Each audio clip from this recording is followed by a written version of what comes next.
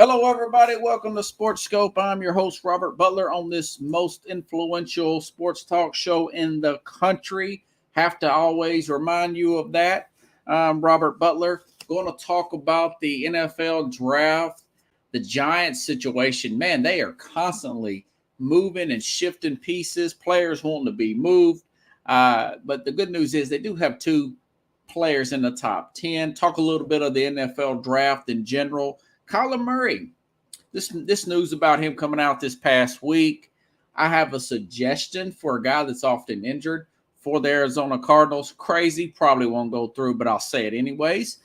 And let's see, an incident, and nothing happened. Mike Tyson was in a incident on an airplane last week, and no charges filed or anything. Got a few comments on that, but first, the good and the bad with the NBA. Okay, the NBA is, I first of all, when I first started watching the playoffs this past weekend, I wanted to take a big Amber Heard dump on the NBA like she did on Johnny Depp's bed. Okay, but I did not do that because I was reading. I did not want to go there. I'll give you some bad. There's some bad there, but also I got to thinking, and I was looking at FanDuel. I was looking at FanDuel's top current updated odds betting to win the NBA championship. And then I had a good feeling about there are some positives to say about the state of the National Basketball Association today. And that is, here is the current updated odds to win the championship. I'm really surprised, actually, by these. The Golden State Warriors, plus 290. Boston Celtics. Phoenix Suns is still third over Miami. Milwaukee. And then Memphis. Not too sure about Memphis. Looks like they're losing tonight. Then you got Philadelphia. They're actually below Memphis, Dallas, and Philadelphia. What do all these teams have in common? Okay, particularly the first five. Golden State, Steph Curry, Draymond Green, Klay Thompson, who's this other guy, Looney or whatever? All homegrown players.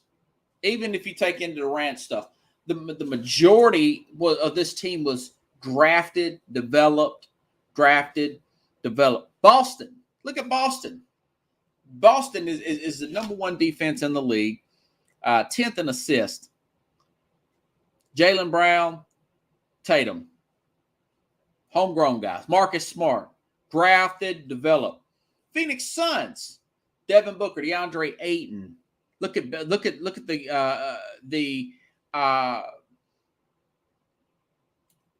loss that Phoenix is feeling from Booker over a guy that's not homegrown. DeAndre Ayton, Booker, the two main pieces here. And, of course, they took in the veteran free agent. But the core of that team is a homegrown, drafted development. Miami, the majority of that team, drafted development. Bam, Tyler Hero, Richardson. They threw in a free agent after that. And, of course, Milwaukee. Milwaukee probably still should be the favorites. Drafted development, and they're below them. And, of course, Memphis below them. We saw Ja Morant. The old school way still works. And look at the past few champions. Milwaukee, Giannis, drafted by Milwaukee primarily. Okay. That's their star.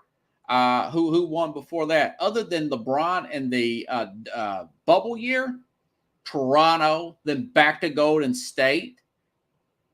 Okay, so that's the good. That is the good.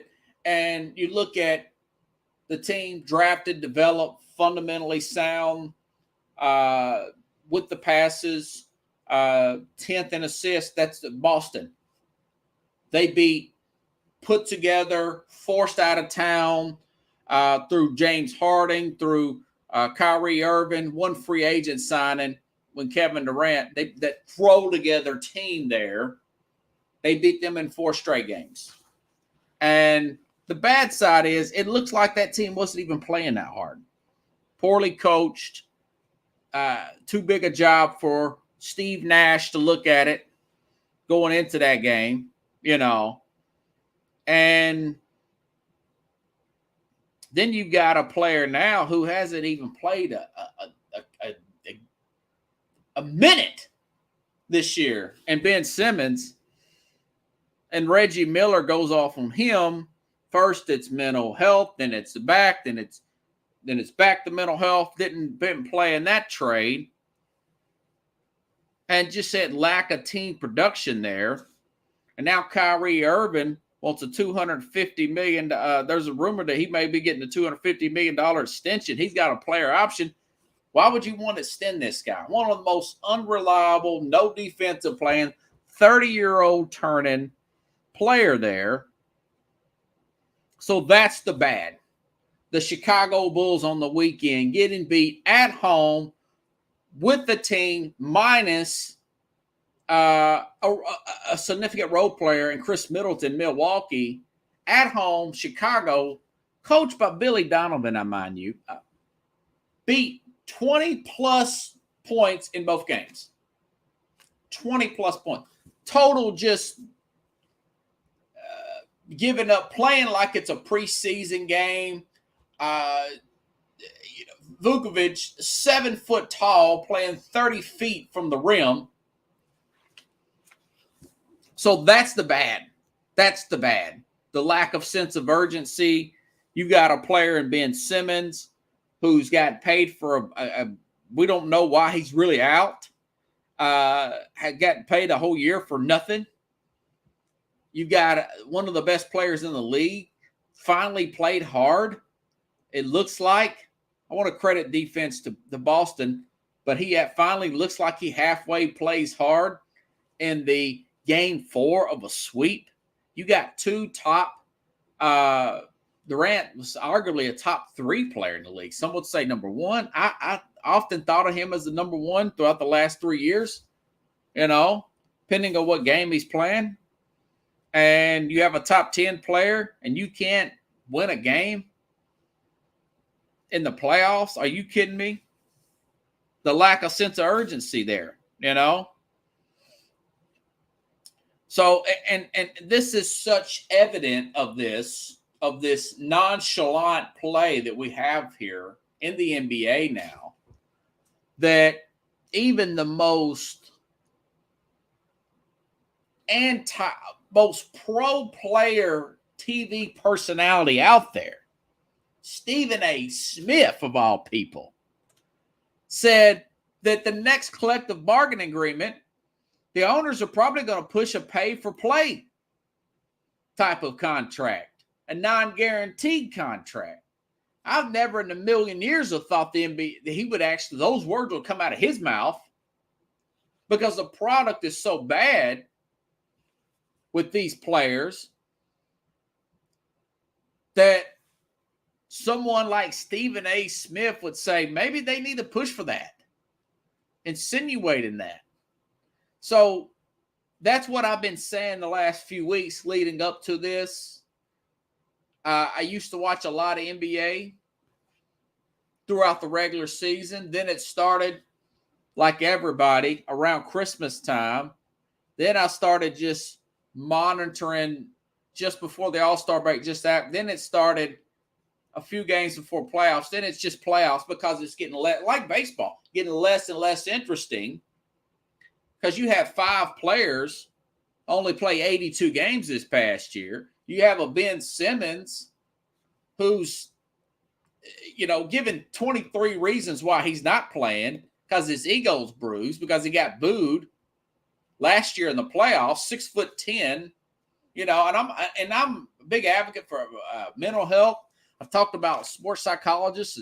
John Smokes went to a sports psychologist. Alex Rodriguez went to a sports psychologist. If I had some issues, I would go to a sports, if I was a sports guy. If not even non-sports people, right? But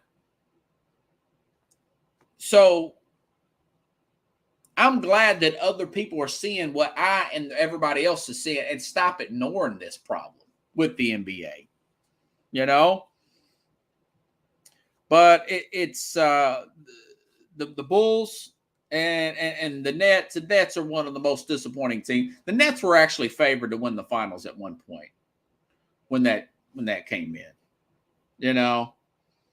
Incentive-based basketball, the owners should. Yeah, Pickles, not necessarily a big owners, pro owners. Pickles says the owners should. Nance management is a dumpster fire.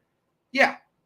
And then you got guys like Jason. It's either Jason Whitlow, might have been Colin Coward, said that Durant should go to the ownership.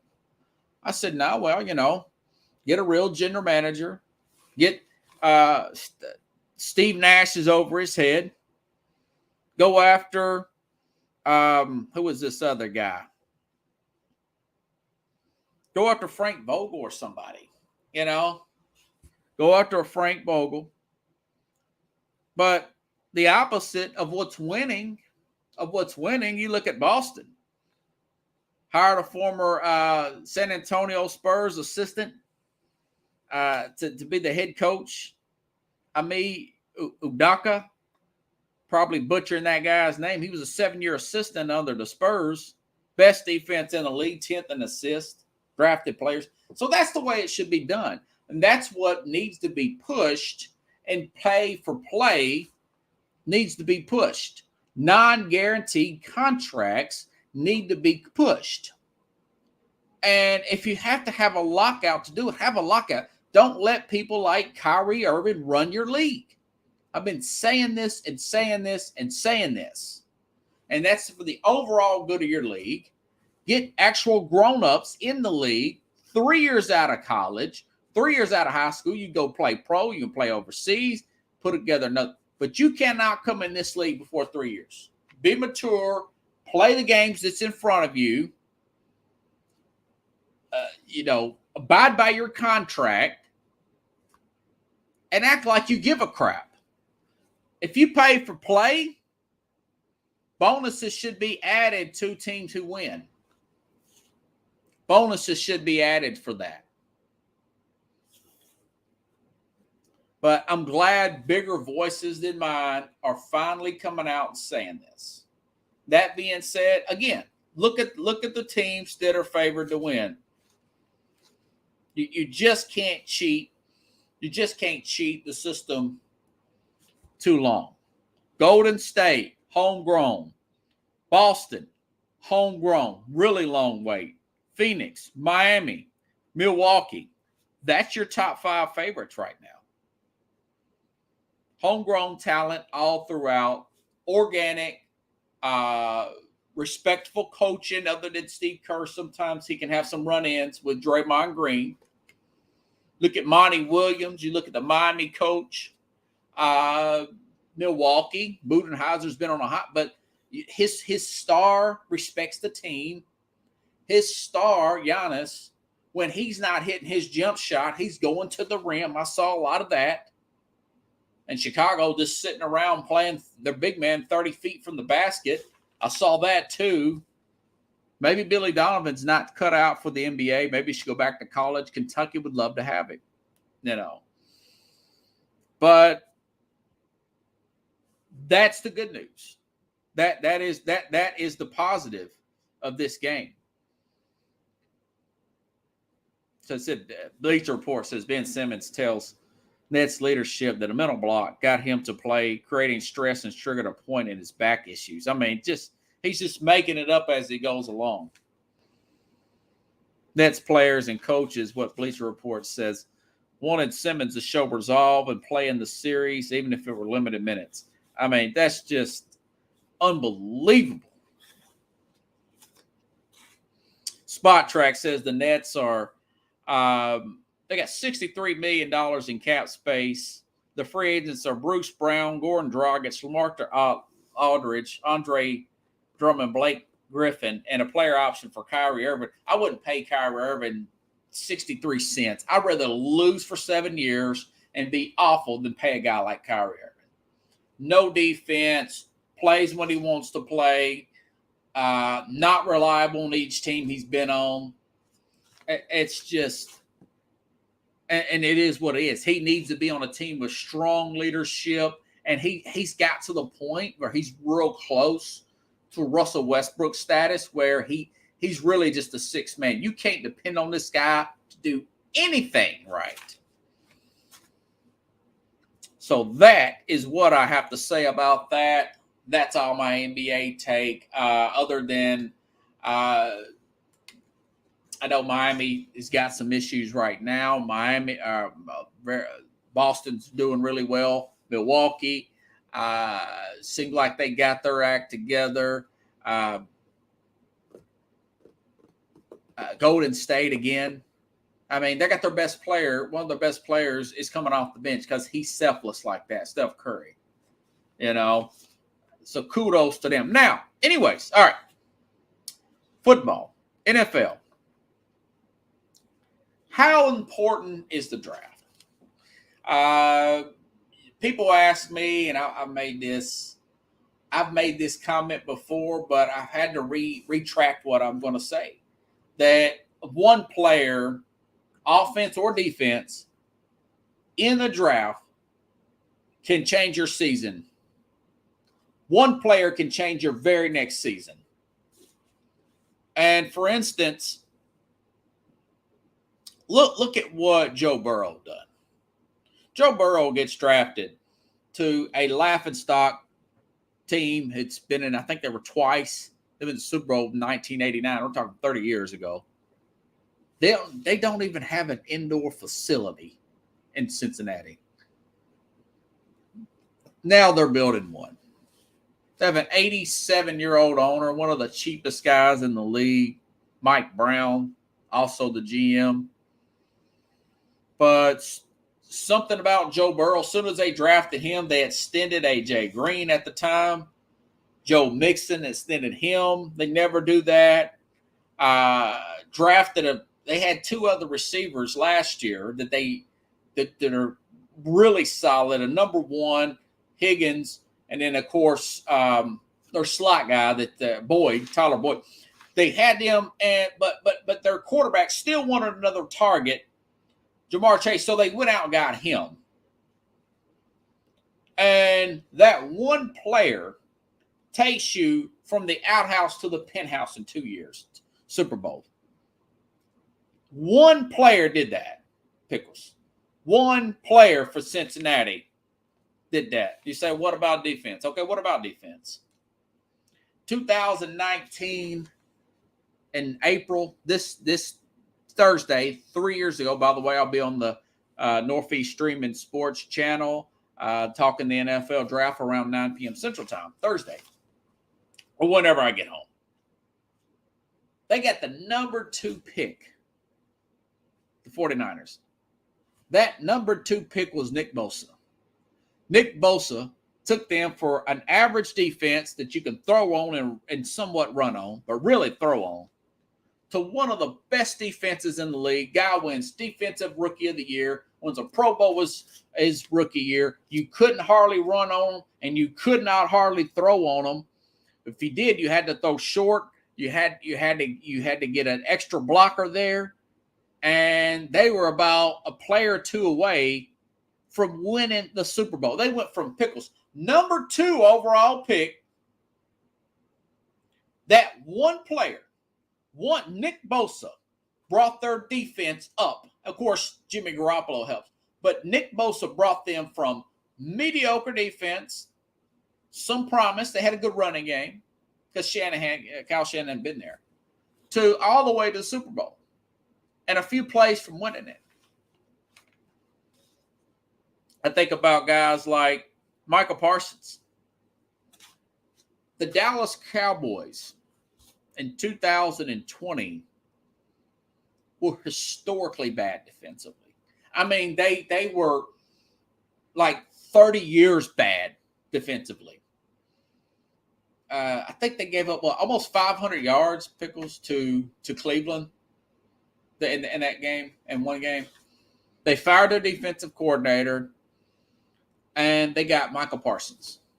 Michael Parsons was so good for them last year.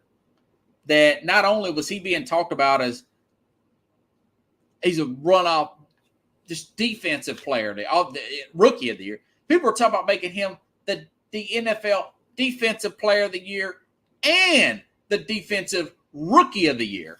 Something I've never heard of. Maybe Lawrence Taylor or somebody, or Derek Thomas may have got that. But that one guy, the number 10th pick from Penn State, which I said they should get, takes that defense there. They get to the playoffs and they may have such sloppy coaching. They would have possibly got to the Super Bowl. Could have won it. But, you see guys like Andrew Luck. That's the biggest turnaround. Number 1 pick, worst team in the league. Peyton Manning's out. Andrew Luck takes team to the playoffs the very next year. 2006. April 2006. The Colts, they have a cap problem. They had to get rid of Adrian James. Really good player, good running back, still had plenty left in the tank. He goes elsewhere. I think Arizona or something. You don't hear from him. They draft this running back out of LSU named Joseph Addai. Joseph Addai was a big part with their safety play. And the uplifted of the defense. But he was a big part of them going to the Super Bowl and winning their first Super Bowl in 2007 in a rainstorm. So these players, this is a big deal. This is a very big deal in some cases. One player can take you to places in 1 year that you haven't been before as an organization. So there is hope in the draft. There's never been more hope than Joe Burrow. That Joe Burrow's story is just, and now they've got 3 offensive linemen. They could take the best player available, go out and get the best linebacker. They need help at linebacker. They need help at cornerback. But Cincinnati building an indoor facility, Pickles, is one of the most unique things I've ever seen from one player making that much of a difference. No wonder Stephen Ross wanted, allegedly, to have Brian Flores lose all the games because they would have had Joe Burrow. Think about if they would have had Joe Burrow. They had a better defense. They drafted better. Maybe Miami wins the Super Bowl. Maybe they win the Super Bowl instead of Tua. But he was drafted, folks, in the same. He was drafted in the same draft as Tua. So, anyways, thoughts on the draft as a whole. I'll say this, that there's a lot of talk about this number 1 pick. Some were saying maybe it's the left tackle out of NC State. Others saying it's the left tackle from Alabama, Neal. And now I'm starting to see this Aiden Hutchinson probably is going to be the guy. I was looking at Jacksonville, speaking of teams with number 1 picks. Now, this Cam Robertson, he's yet to sign his franchise tag. Now, if something happens with Cam Robertson, if he's traded, then it's going to be Awonknu, I think is his name. Akim Awananu. He would be the left tackle out of NC State. Ike Awanu. I don't think that's going to happen. I think they're going to sign him, and they're probably going to get Hutchinson or Walker from Georgia. Walker can play anywhere. He's quick enough to play anywhere. But, Jacksonville, I see them doing that. Now, the Giants still haven't picked up the fear option. They've got a week to do so. And for Daniel Jones. Now this is after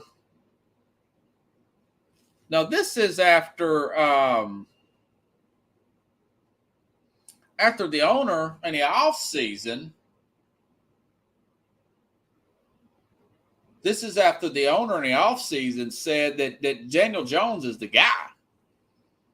And Adam Schefter puts out this morning.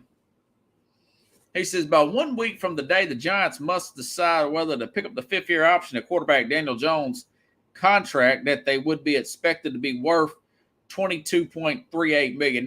If the Giants decline the option, Giants will pay him this expiring season. So that goes to show you that they're still thinking about, they're in the 11th hour of possibly drafting maybe Kenny Pickett with that number 5 pick, or Malik Willis. Now, and I was telling people how bad this guy Gettleman was. He was another Dave Gettleman, not to beat a dead horse, but I was looking at this guy Warren Sharp in the news the same week that Kadarius Toney is requesting to be traded after 1 year with the Giants. Their speedy wide receiver. They got a lot of money tied up wide receivers and nobody to throw it to them. I'm not a Daniel Jones guy. This because he looked like Eli Manning. He played for Eli Manning's offensive coordinator. Don't make him Eli Manning. What that guy say in the debate? He said, I knew JFK. You look like JFK. You talk like you're not JFK. Something of that nature. Warren Sharp, football, NFL expert or whatever, he puts this out. He said, no team had more first-round draft capital in 2018 than the Giants. He said, here's who Dave Gettleman used. Saquon Barkley hurt. Daniel Jones had picked up the fifth-year option. DeAndre Baker's been cut. And Kadarius Toney is wanting to be traded. And the other picks were Andrew Thomas. I hear he's developing. And Dexter Lawrence. But that's the kind of duds that this guy has had, And that's why that it's probably going to be longer for the Giants to get out of this thing. Toney, they may have to trade him for a fifth or sixth. He may be a steal for somebody, maybe a Tennessee, maybe a New England, somebody of that nature, maybe trade across town. They may not trade to the Jets because then they have to hear about it on the local sports talk radio. Maybe Green Bay goes after Kadarius Toney. But that just goes to show you the level of just unbelievable. But now, hey, look, they've got a new general manager now. You got those two. You got two in the top 10, I want to say. Two picks in the top 10. And you all just heard about what I just said. Now, I'm not a Daniel Jones guy, but the draft can really work out. And Mel Kiper was saying that now that he's got 3 quarterbacks in 2023 that are going to be high prospects, because this is not a really particular good quarterback draft. Now, he's good at finding stuff out like that. He said Josh Allen was going to be great, and that wasn't the case, or that turned out to be the case when others were saying, people like Baker Mayfield. Dave Gettleman said Baker Mayfield was the best player in that draft by far. And that particular draft had Lamar Jackson. That draft had Josh Allen, and he takes Saquon Barkley. No, thank you. Let me change out my stuff here.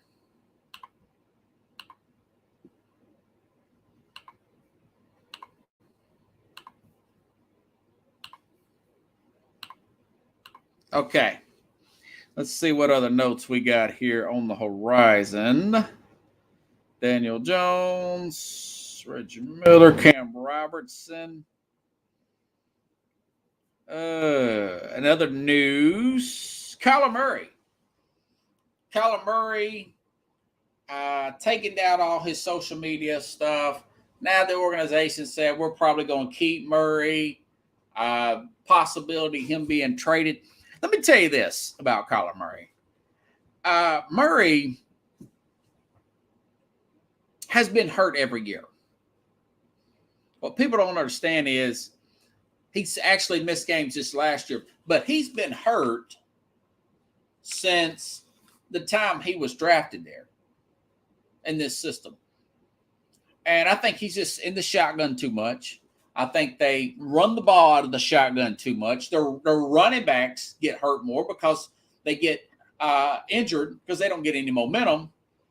And that offense and that team, they start off really good. Remember, he won Rookie of the Year. And then they go downhill as the season goes because it's too much about speed and finesse rather than power running and balance. That offense always starts off good, and then as the season goes along, not just this past season, every season that he's been there with Cliff Kingsbury with this offense, he's undersized. I get that. Now I do think he can play in the league. I think that teams have there's been too much of a overcorrection because of his size. Doug Flutie made it in this league. Very short player, but quick, nifty, elusive player. This is what I would do.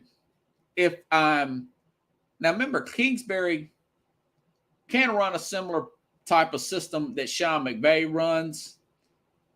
And Jared Goff got to the Super Bowl with LA. I would try to, this is what I would do. I'd ask Detroit. They got a $31 million cap hit coming from Jared Goff.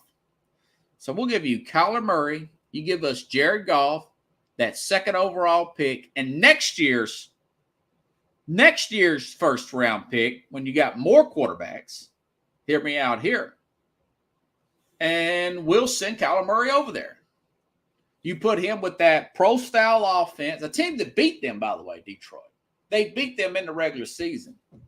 This St. Brown guy, that offensive line, that traditional running game, that pro-style offense, you can put in a little bit of extra, a little spread in with that if you wanted to from some more shotgun plays.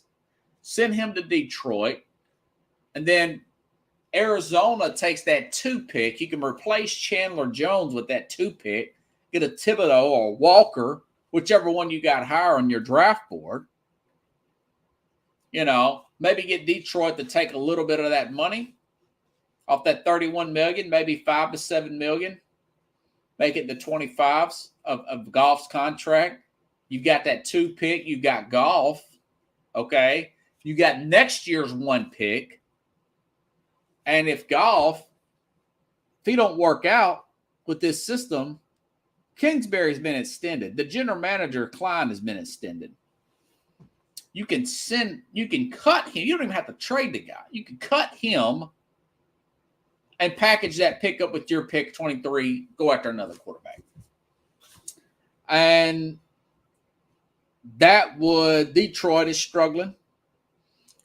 That would explode Detroit on the scene, putting Murray there, protecting Murray. They can extend Murray. He's still in his 4th year, but they can extend him, get their fan base energized. They got a pretty good team, got a left tackle. I think Sewell's going to be great. They're not going to take a left tackle with that 2 pick. They don't need a left tackle. But that is something that I would possibly look into. Sounds crazy. You're Kyler Murray. People are like, Jared Goff, boy, he sucks. Well, he can be a bridge quarterback. And then you could try again in 2023. Kyler Murray in this system has gotten hurt every single year. watch his play. He's missed games this year. But even that rookie year, you can tell by his lack of movement in the pocket that he's been hurt every year. That's why they haven't not extended him already. And this system is going to get him hurt. Yeah, this St. Brown Anon, second-year player, 90 catches for Detroit. TJ Hawkinson, one of the better young tight ends. DeAndre Swift. You know, you got your running game there. You're going against a declining NFC North and Green Bay team. Speaking of Green Bay, they're interested in trading for 30-year-old Darren Waller. Now, he's 30. He's not 34. I don't know why the Raiders would want to do that. The fact that you've got him spread in the middle of your field, and then you've got a what's a quarter? The guy is Devontae Adams blowing the top off. You got a true slot. So I don't know why they want to do that other than him being 30, and he was injured last year. And maybe you give one of those picks back. He's like a $5 million. He is a $5 million cap hit. Now, Green Bay, yeah, if you give up a second-round pick maybe and probably ask for a future third, what Raiders may do, that would be the most athletic tight end since that Aaron Rodgers has played with since Jermichael Finley. It would be great for Green Bay. Robert Tonyan's coming back from ACL. But yeah, his exact cap hit is $6.8 million. I don't see the Raiders doing it. And even Derek Carr made a tweet about it. Colin Cowher, I'll give him credit. He says that the management is making this look like management for Green Bay is trying to send this message to Rodgers that they're trying to do everything they can to pump up this roster. They got Sammy Watkins, a guy that's hurt all the time. Their number two, they've got their number two receiver there from last year. I can't remember his name. That's how bad that was. They got rid of Devontae Adams. Valdez-Scantling is with the Kansas City Chiefs now. Amari Rodgers is a second-year player. Now, he might have a breakout year, second-year player out of Clemson. Now, if Rodgers gets in there and puts the work in, he might break out this year. They got 2 first rounds, 2 second rounds. I would just draft players. I would draft maybe they haven't drafted a receiver since like 2007 in the first round. Javon Walker, remember him? Pickles. Let him go in free agent. He went to the Raiders. As soon as he got his big contract, he got jumped in Vegas. I think his name is Javon Walker. But they haven't drafted a wide receiver in the first round. They'll probably do it this year. And now there's a receiver. I've talked about this. Maybe the Titans could get him. But there's a tight end out of Colorado State that maybe they can get there. I don't think Green Bay really wants to do it. He's probably right about that. They really just want to send that signal to Rodgers that they're doing everything they can, put more skill players around him. Not to mention the fact that he's, wanting all the money, and he wasn't that close in air quotes as he led us to believe with Devontae Adams. It's a food for thought. It'd be great for Green Bay, but I just don't know why the Raiders want to do it. I really don't. Okay. Where should we go at next? And remember I talked about these leagues, the NFL, and the streaming, the future of the league and everything. And that's what, and I was talking about the Twitter and everything with the Twitter influencing your ESPNs of the world through their fake algorithms, which that's all going to come to an end. Thank God to Elon Musk. It's just going to be all authentic, free speech on there. But my point was that these leagues now are starting to stream. They're going to go to streaming. Amazon's already got some stuff going with the NFL. And the leagues eventually, my prediction is you'll be able to get the stream directly from the leagues. You'll be able to just buy a service with the NFL, and you can just get all NFL all the time. You'll get the NFL Network streamed to your phone. You'll get all the games streamed to your phone or your TV. I think that'll be, and what that'll do is that'll cut off all those commercials. Now there's a story today, or this was last week, Pickles, the Sports Business Journal, that Netflix, this writer says, analysts suggest Netflix needs the sports to survive because it's the only thing we can't record. I don't really like to record my games and fast forward. I do sometimes record it, but everything else we like to record. It's the only way to really sell live. It's only really way to generate revenue is live sporting events. And this John Oran, this writer says Netflix is doomed to fail unless it starts to add live sports. That's one to view. At least two influential analysts who say streaming services need to figure out sports strategy if one wants to rebound from its recent spat of bad financials. During a Netflix quarterly meetings call last week, CEO Ted Sarandos said that the company won't invest in sports unless he sees a path to grow a big revenue stream and a great profit stream from it. Now, of course, there's going to be bidding wars. Sports will be a money loser, but it breaks through the clutter in an incredibly cluttered world, Nathan says. I think Netflix has to do it. So Netflix has lost 35% of its stock one day.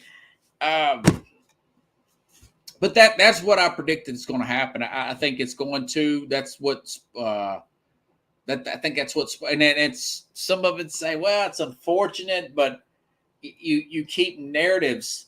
Like for instance, if sports does something that really ticks people off, these networks, they sign these contracts way ahead of time to air these games.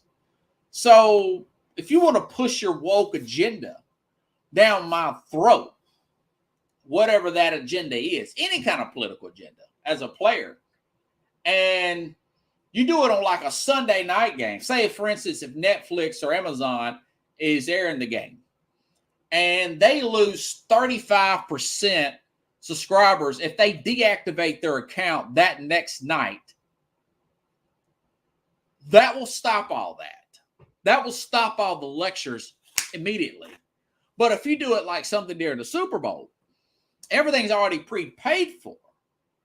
The executives, and there'll be a complaint, but they'll figure the public will forget about it, and we'll do it again next year, or we'll do something different.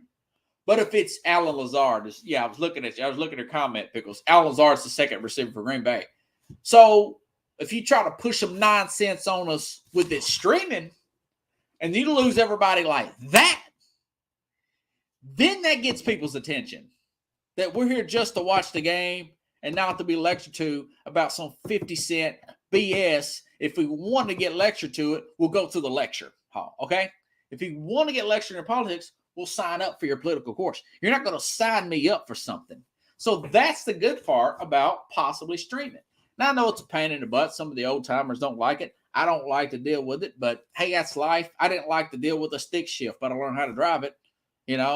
I didn't like to pay more for a car that was a hybrid last year, but I learned how to deal with it. It's a lot of stuff we don't like to do, but that was an interesting story. Netflix, of all people, they got some good program. They're redoing Seinfeld. I've been watching a lot of old Seinfeld, so it's not completely out of the rim So I wonder,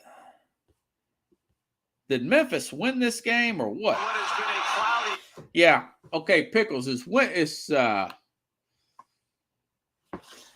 trying to see, because Memphis was losing by 9. Since I'm doing a program live here, if they came back and won that game, that is another big win for Memphis. Again, with the homegrown team there. 109 to 111, 109. I mean, that is just unbelievable. Morant's last second layup gives the 3-2 lead. Now, that is probably going to lead SportsCenter. You know, they were down by 9 points. They were down the majority, and they were down at halftime in this game. See, they're still learning. They're a very young team, Memphis, other than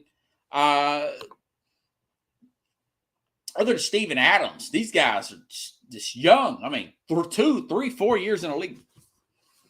And now that they have won, they've done it the right way, though. It's the number 2 pick. You've got a lot of role players, and that's the way it should be. That's not just a bunch of players saying, trade me, I'm not happy, forced their way out of town, forced out of their contract, come together, don't let the coach, don't let the general manager, and then want to lecture you about some kind of social justice cause, and then want you to pay them. No, let the coaches coach, players play, general managers, owners own. Fans be respectful towards the players. They're human beings. And then that's what happened. So kudos to Memphis. Man, that was a great comeback there, Pickles. Wow. You know, the way Vern Lundquist would say. Okay. Mike Tyson. Okay. Very old school flashback here. TMZ last week. A lot of us seen the video. Guy on the JetBlue airline is, and I've seen all the multiple videos of this. I don't know if he was drunk or not. It didn't say, but I did see the video of him kind of hassling Mike Tyson about an autograph or something, and it looked like, from what I could see, on this flight going from San Francisco to Miami. What a flight, man! What a long flight, Pickles. From San Francisco to Miami, it's got, I don't know if this is pre-boarding or getting off or whatever, but this guy's hassling Mike Tyson. I don't think Tyson's not saying that, totally ignoring him. You know, Tyson should have done was just got a steward and say, hey, get this guy off here, okay? Get him out of here. I've got a headache. I don't want to hear it. I don't know him. He needs to leave me to bleep alone. But that didn't happen. Tyson flips out, hits the guy in the face a couple times, scars him up, cuts his face up, and then the guy stops. And Tyson is next seen in Miami with Ric Flair, the wrestler, doing some kind of cannabis event. And then he is with Rick Ross, the rapper. The police were called, but nobody was arrested, and no reports been found. This is what I have an issue with. This is like almost a week ago. I think this happened Thursday. And JetBlue has said nothing about this. Nothing. Now, if it's me or you, Pickles, we're probably got through a water bottle. Yeah. Probably getting arrested for that. Why, if that guy is that disorderly, the person that's bothering Tyson, if he's that disorderly, why isn't he charged with disorderly conduct and Tyson charged with an assault? See, that's where it kills me about these. And I love Tyson. He's my favorite fighter to watch. I know he's not the best. I think Ali's the best. But he was my favorite fighter to watch growing up. I emulated him when I did with bullies. Used my leverage because he was smaller. Liked a lot about Tyson. Really liked Tyson. Saw a lot of myself in Tyson. I was bullied the way he was. Couldn't fight that good, but understand why Tyson does Mike Tyson things. You know, like Chris Rock said, the Tiger didn't go crazy. The Tiger went Tiger. Tyson went Tyson. But my thing is, why does the rules for the elitists apply, but it don't apply for everybody else? Everybody else gets arrested. Everybody else gets made an example out of. So I'm not going to fly with JetBlue. I'll go Southwest, Delta, but JetBlue should have been, that guy should have been thrown off. And Tyson, as much as I like Tyson, that is assault, man. You can't just bust people up. There's not rules for them, not for me. Tyson should have said, hey, look, get this guy off here. They didn't do nothing, but I didn't see that part. Nobody said that part happened where he asked the guy to get off. But it just seems like that there should be more done. So that type of behavior, and I understand the environment we're in. There's been, I want to have to fly. I'm applying for jobs and stuff, and consider moving maybe to Tampa area, and I'm gonna have to fly again. I don't want to deal with all that, but I understand that these airlines are shorthanded, and with all this stuff, there's been issues with people fighting over the mask and all that. We've had more incidents at airlines and airports probably than the history of the world in the last 2 years since this COVID stuff. Their patience are thin, and there's been a lot of incidents. And I don't know if they're shorthanded or what, but I will say this: I'm more complaining about the way JetBlue handled this than I did for the crazy guy that's bothering Mike Tyson, and for Mike Tyson losing his cool, if that makes any sense. And yeah, Pickle said, if there's a disturbance at airlines, you should go to jail. Yes, people have to be made example out of. I've seen brawls over the last 2 years in airports, and people are not going to jail. You have to set the example to make airlines safe again. These airlines and airports are starting to look like bus stations in the 80s and 90s. Greyhounds. Parents were divorced, man. I took two bus rides. And the first one I thought was a nightmare. And then I got on the second one. I said, okay, I'll just fly, or I just won't go visit my mom or dad. I won't do it no more. Too many drunk people on my arm. Too many people bumming money from me. The bus ride's like twice as long as it would be in a car ride. And you stop everywhere. And now the airports are getting like that. Airports need to tighten up. These airlines need to. JetBlue, what are you doing, man? What are you guys doing out there? I just think it's just one of those things where that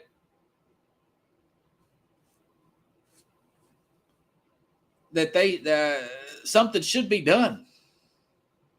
I want to see if I can get this. Speaking of Tyson, the guy was named after Mike Tyson. Supposedly fought his last fight. He had a fight over the weekend. I don't memorize this guy's name, but Tyson Fury, he defended his belt the other day. By the way, Winning Time with HBO, great series. It is over dramatized. It's really ticked off Jerry West, and he says the series made us look like a cartoon character. They belittled something good. If I have to do, I will take it all into the Supreme Court. So Jerry West is ticked off, almost like the character in the show. Then HBO says we have a long history of producing compelling content. We fictionalize and in part for dramatic purposes. So, in other words, HBO is not. He's going to possibly take HBO to court over this stuff, and he's going to take. He says if I have to take it to the Supreme Court, I will. Little side note, but Tyson Fury had a good line about people defining you, and that's what I want to end the program on. If I can find this soundbite, because he really came a long way. The guy was named after Mike Tyson. His dad was a big Mike Tyson fan. And if I can find it, I'm going to play it. And in the program Thursday, I'll be on the Northeast streaming YouTube channel there at around, let's see, be around 9 p.m. Central Time. We'll talk about the draft and everything. This is Tyson Fury after defending his hitting at retirement, by the way, has officially retired after his bout division over this guy I've never heard of. Either way, good fight. Handled himself, knocked this guy out in, I think, a 7th round. 94,000 at Wembley, the biggest crowd ever in this country, in Europe. People don't doubt me. They love me in this country, and I love them. 94,000 of my fellow countrymen and women packed in here tonight, spent their hard-earned money on tickets, and I'm overwhelmed with the support I've had. 10 years ago, I couldn't sell 10,000 tickets. Even when I went to Germany, I was the underdog to fight Klitschko in his own town. I was like, I've always been the opponent. I've been on the road fighter. Fought Klitschko, the guy that's defended Ukraine. Give him a bag. One of the brothers. Send the big Jippo in. Get in. And he goes to Germany, beats Vlad, goes to America as an opponent. I'm always in the away corner as well. And then it was about time I got my just desserts as the home fighter against Derek Chisora twice. Yeah. I was the away fighter. I've been the underdog my whole life. I'm still the underdog. Look at me. I'm fat as anything. But the old fat boy can fight. And you know what it is? No matter how many times people put you down and write you off in life, never pay attention to it because it doesn't mean anything. Because I proved, as just a normal looking man, average Joe, that anything is possible. No matter where you are in your life, how dark of a place you're in. It doesn't get any darker than committing suicide. And I was there. To come back to lose all that weight, to lose over 10 stone in weight, and get back mentally well again, and regain the crown jewels in boxing.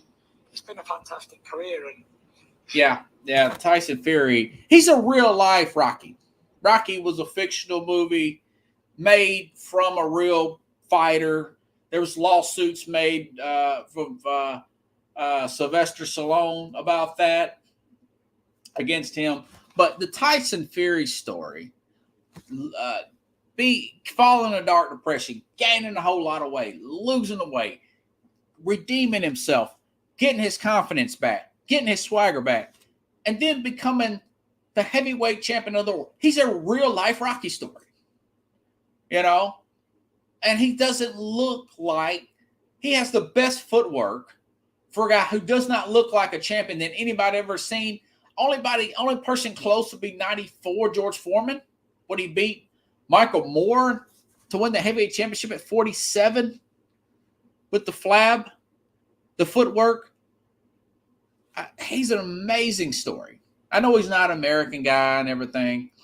He didn't become the star I thought he was going to be because he stayed in the UK. But I hope you guys got to hear that. It was not the loudest soundbite I can get, but that was just a real good positive note to end the program on. If you like the show, share the show. Kudos to Memphis, by the way. Man, that was a great comeback there by Memphis. And that's going to be a tough series there. It's still got 3-2. They got to win one more.